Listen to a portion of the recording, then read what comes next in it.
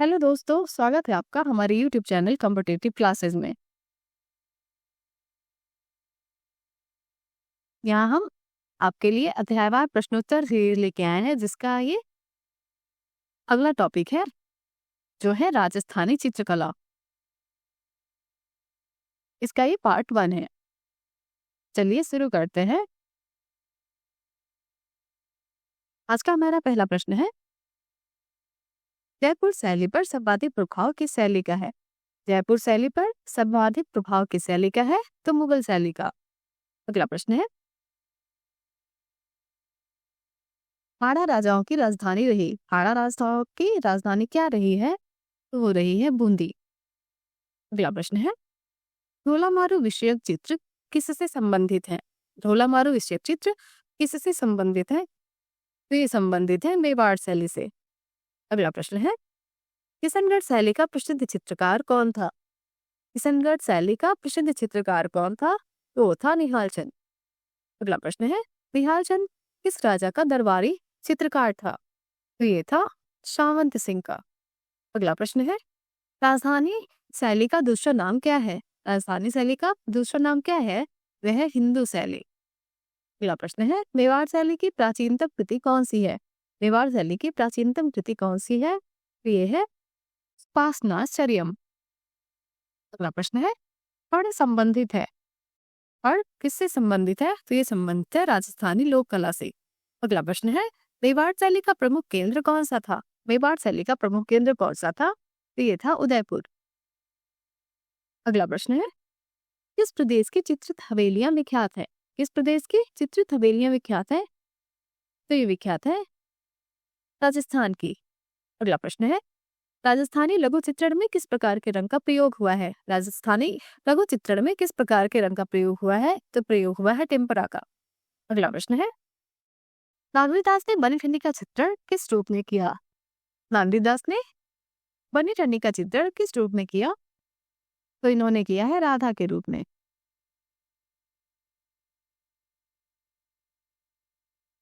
अगला प्रश्न है, राजस्थानी चित्रकला का आरंभिक स्वरूप किस शैली से प्रभावित था?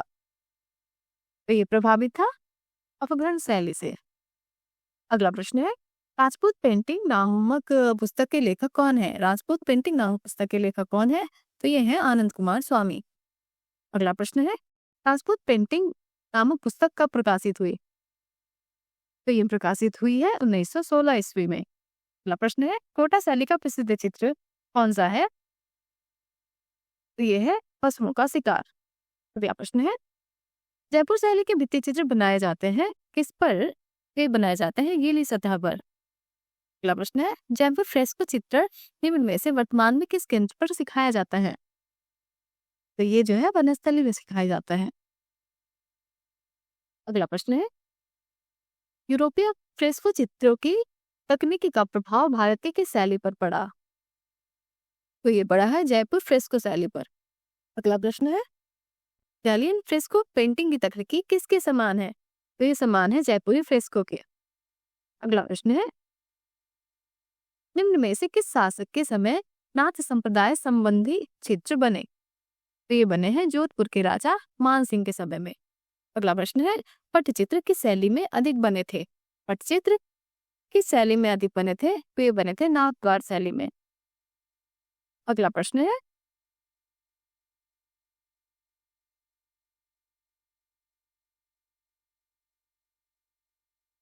अगला प्रश्न है, बनी ठनी चित्र किससे संबंधित है? बनी ठनी चित्र किससे संबंधित है? तो ये संबंधित है किशनगढ़ शैली से। अगला प्रश्न है, पिछवाई लोक चित्र कहाँ का है? पिछवाई लोक चित्र कहाँ का है? तो ये है राजस्थान का। अगला प्रश्न है, पिछवाई किसके लिए चित्रित की जाती है? पिछवाई किसके लिए चित्रित की जाती है? तो मंदिर के लिए। अगला प्रश्न है, राजा उम्मेद सिंह ने किस चित्र शैली को मौलिकता प्रदान की? तो इन्होंने कोटा शैली को मौलिकता प्रदान की। अगला प्रश्न है, राजस्थान के पिछवाई चित्र किस क्षेत्र के हैं? तो ये है नाथद्वार के। अगला प्रश्न है, महान कला प्रेमी राजा उम्मेद सिंह के समय किस शैली में कार्य हुआ? तो इनके समय कोटा शैली में कार्य हुआ। अगला प्रश्न है, कोटा शैली के उत्कृष्ट भित्ति चित्र देखने को मिलता है कहाँ पे? ये मिलता है झालाजी की हवेली में। क्या प्रश्न है? राजस्थानी शैली के लघु चित्र किस पर बनाए जाते थे? राजस्थानी शैली के लघु चित्र किस पर बनाए जाते थे? तो ये बनाए जाते थे वसली पर। क्या प्रश्न है? कोटा शैली के विषयों में सर्वोत्कृष्ट विषय क्या है? तो ये है पशु। अगला प्रश्न है, कोटा स्कूल की प्रमुख विशेषता क्या है? तो शिकार दृश्य जो है वो कोटा स्कूल की प्रमुख विशेषता है। अगला प्रश्न है, राजस्थान के किस क्षेत्र की कला शैली पर जहांगीर एवं शाहजहांकालीन मुगल प्रभाव अधिक दिखाई पड़ता है? तो ये जयपुर शैली पर दिखाई देता है। अगला प्रश्न है, साहिब राव किस शैली के लघु चित्रों का चित्रकार था? साहिब राव किस शैली के लघु चित्रों का चित्रकार था?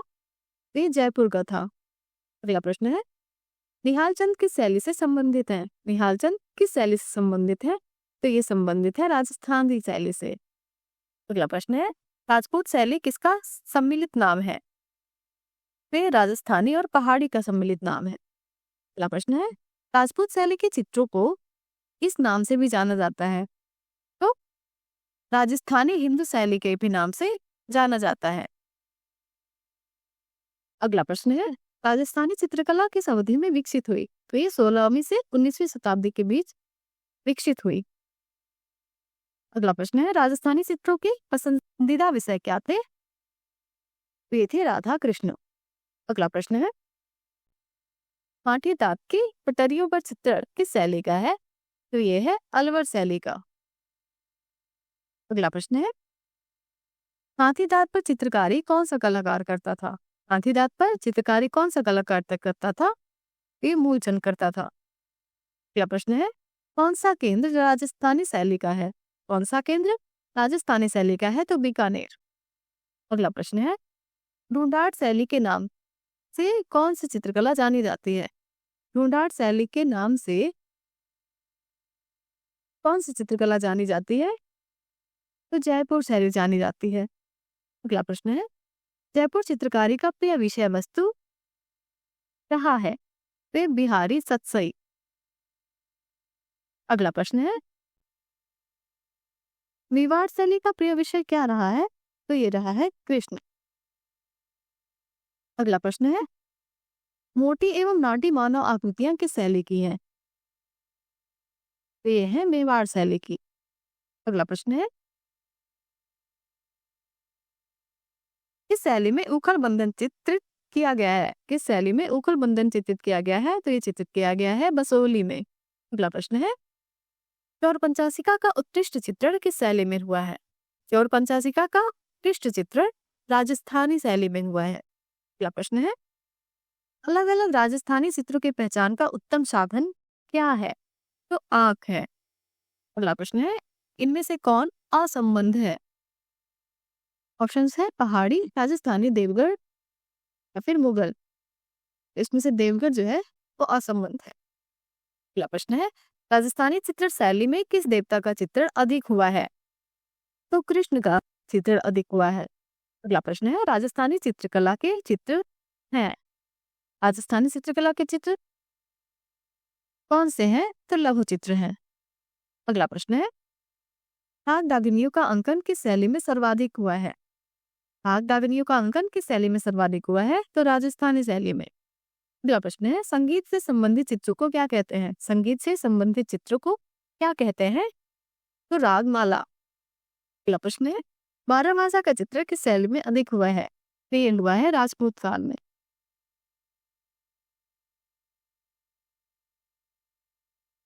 अगला प्रश्न है, बारहमासा के चित्र संबंधित है किससे? तो ऋतु चित्रण से संबंधित है। अगला प्रश्न है, बूंदी शैली के चित्रों का प्रमुख विषय क्या रहा है? तो ये रहा है रागमाला। अगला प्रश्न है, दूज का चांद देखते वे प्रेमी युगल किस शैली का चित्र है? तो ये चित्र है बूंदी का।